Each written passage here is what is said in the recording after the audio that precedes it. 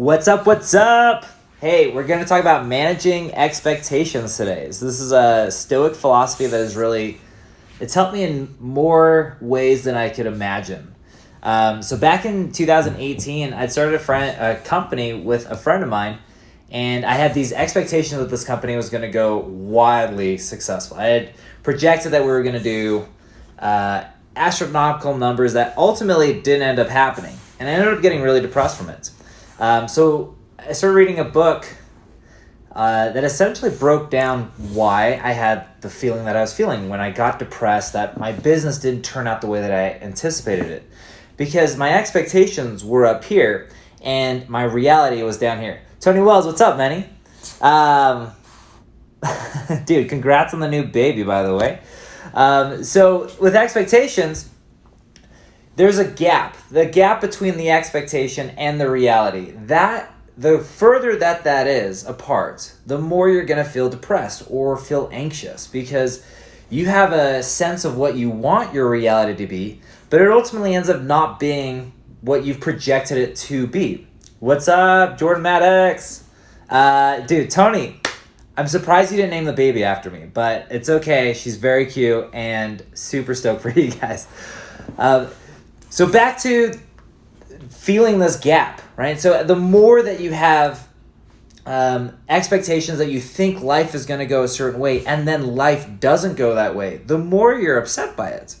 So if you really want to find happiness, it's about managing your expectations. Now, I'm not saying go ahead and don't have hopes and dreams. You should have that. And then break it down into goals. So that way your expectation is to accomplish the goal. But if your goal is too big, it means that the gap between where you're at now and where it could be, that's where you're going to feel that anxiety.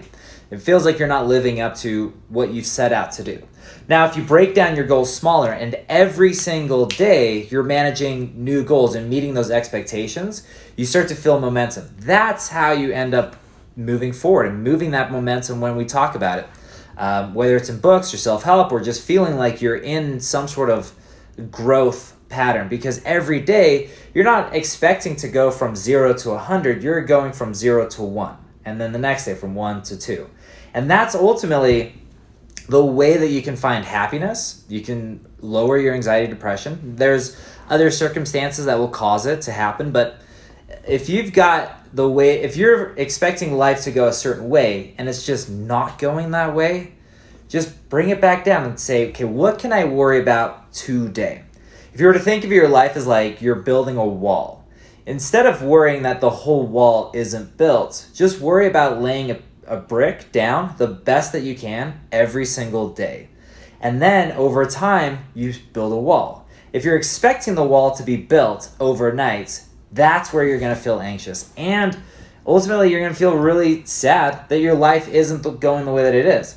But if every single day you're laying the brick down the best that you possibly can, and you start to look back and you realize, hey, you're building the wall, that's managing expectations. So hopefully this helps you guys. It helped me a lot in recreating where I want my life to go and then seeing how I can get there closer every single day. And it's not about trying to be a 10 out of 10 of happiness every day.